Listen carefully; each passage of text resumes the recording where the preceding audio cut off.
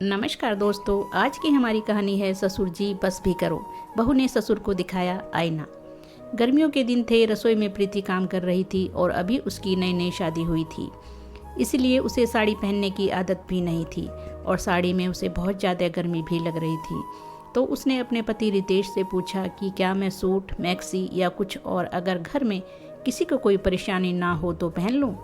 मुझे काम करने में बहुत ही आराम रहेगा। तब रितेश ने कहा, पहन लो। तुम्हारा सूट पहनने से मुझे नहीं लगता कि घर में किसी को कोई परेशानी होगी। मेरी बहन भी तो सूट पहनती है अपने ससुराल में। अगर तुम्हारी इच्छा है तो तुम भी पहन लो, मुझे कोई परेशानी नहीं। प्रीति ने आज सूट पहन लिया। प्रीति वह सूट पहनकर जब चाय बनाकर ससुर जी को देने गई तो ससुर जी उसे देखकर एकदम से चौंक गए और प्रीति से नाराज होते हुए बोले, यह तुमने किसके कहने पर घर में सूट पहना है? हमारे घर की बहू साड़ी के सिवाय कुछ और नहीं पहनती। जाओ और वापस साड़ी पहन कर आओ। प्रीति कुछ कहती उससे पहले ससुर जी ने अपना निर्णय सुना दिया था। बेचारी प्रीति अपना छोटा सा मुंह लेकर अपने कमरे में गई और सूट बदल कर साड़ी पहन ली। रोते हुए सोचने लगी, अभी 1 महीने पहले ही की तो बात है कि उसकी शादी हुई। मायके वालों ने भी 21 साल की उम्र में उसकी शादी कर दी थी, क्योंकि प्रीति के पिताजी की तबीयत ठीक नहीं रहती थी, तो उन्होंने अपने रहते प्रीति के हाथ पीले करना ही उचित समझा। प्रीति की शादी तो हो गई थी, पर बचपना अभी भी उसका गया नहीं था। इधर ससुराल में भी शादी के 1 हफ्ते बाद ही प्रीति की सास ने अपनी सारी जिम्मेदारियां प्रीति के ऊपर सौंप दी थी और सासू माँ दिन भर आराम फरमाती रहती थी। प्रीति को घर के काम करने में भी मदद नहीं करती थी। घर के सभी कामों में प्रीति कुशल थी, क्योंकि वह मायके में भी घर के कामों में माँ का पूरा हाथ बटाती थी। प्रीति घर के सभी काम फटाफट पूरा कर दिया करती थी। ससुराल में बस अब उसे साड़ी पहनने में ही परेशानी हो रही थी, क्योंकि साड़ी को वो अच्छे से संभाल नहीं पा रही थी। काम करते करते कई बार उसकी साड़ी पैरों में भी फंस जाती थी और वह हमेशा बस गिरते गिरते ही बच जाती थी।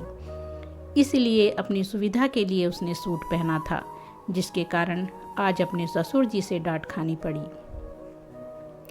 एक दिन रसोई में रोटियां सेकते सेकते उसके सर से पल्ला नीचे गिर गया और वो जल्दी में गरम रोटी अपने ससुर जी को देने गई। ससुर जी उस पर दोबारा चिल्लाए, बहू तुम्हें शर्म और लिहाज कुछ है या नहीं, जो सिर पर पल्ला भी नहीं रखती हो? अब तो रोजाना की बात हो गई थी।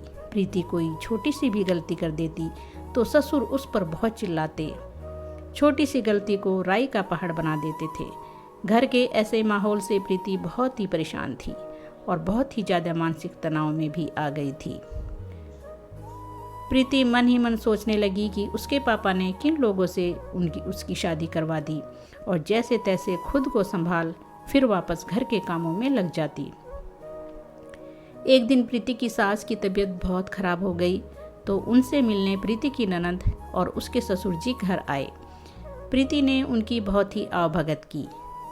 बहू के सत्कार और सम्मान से खुश होकर ननद के ससुर जी प्रीति के ससुर से बोले, राकेश जी आप तो बहुत ही भाग्यशाली हैं जो आपको इतनी प्यारी और संस्कारी बहू मिली। तो प्रीति के ससुर जी बोले, समधी जी यह तो है, पर यह हमारी बेटी की तरह है। हमने उसको सारी छूट दे रखी है। वह चाहे जैसे रहती है, जैसे चाहे कपड़े पहनती है।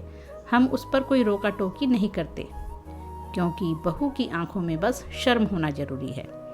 बस हमें और क्या चाहिए? तो प्रीति की ननद के ससुर जी बोले, सही कह रहे हो राकेश जी, हम भी बेटी और बहू में कोई फ़र्क नहीं करते।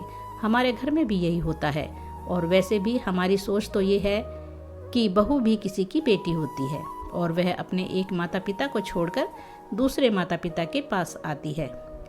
हमारा भी फर्ज बनता है कि हम बेटियों को वह मान सम्मान और प्यार दें जो उन्हें पहले मिल रहा था अपने घर में, क्योंकि तभी वह ससुराल को अपना घर समझ पाएंगी। प्रीति के ससुर जी उनकी हाँ में हाँ मिला रहे थे, लेकिन दूर खड़ी प्रीति को उनकी बातें बर्दाश्त से बाहर हो गई थी और प्रीति सोच रही थी कि देखो पापा जी कैसे अपने आप को दीदी के ससुर के आगे इतना अच्छा दिखाने की कोशिश कर रहे हैं, जबकि सच्चाई बिल्कुल अलग है। प्रीति का मन कर रहा था कि बाहर आकर हॉल में दीदी के ससुर को पापा जी की दोहरी मानसिकता के बारे में बताए और उनकी कथनी और करनी से भी अवगत कराए। लेकिन एक बार तो प्रीति अपने परिवार की इज्जत की खातिर चुप होकर वापस रसोई में चली गई।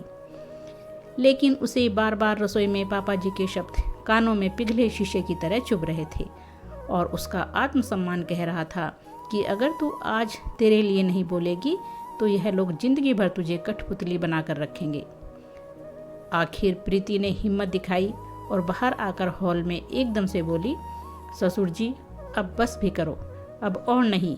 आप कैसे इतनी दोहरी मानसिकता रख सकते हो?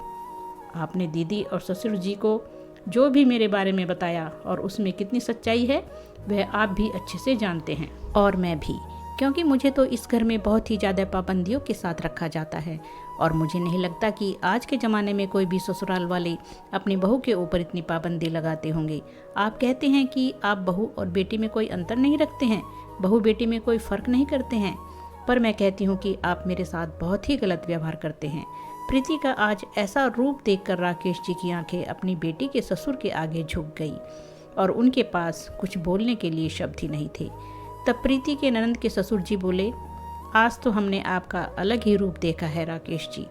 हमने हमेशा आपकी बेटी को अपनी ही बेटी समझा, चाहे आप अपनी बेटी से पूछ लीजिए। और आप अपनी बहू के साथ क्या क्या कर रहे हैं? बस मैं ही एक बात आपसे कहना चाहूँगा कि जो व्यवहार आप अपनी बहू के साथ कर रहे हैं वही व्यवहार अगर हम आपकी बेटी के साथ करेंगे तो आपको कैसा महसूस होगा? राकेश जी बोले, नहीं नहीं समधी जी, मैं आपसे और प्रीति से हाथ जोड़कर माफ़ी मांगता हूँ। मैं अपनी बहू और बेटी के सामने वादा करता हूँ कि अपनी बहू को बेटी बनाकर रखूँगा। आज के बाद ये बहू नहीं मेरी बेटी है। आज प्रीति को खुद पर बहुत गर्व हो रहा था कि उसने आज हर बहू को इंसाफ दिला दिया। तो दोस्तों, कहानी कैसी लगी? अच्छी लगी है तो लाइक और शेयर कीजिए। धन्यवाद दोस्तों।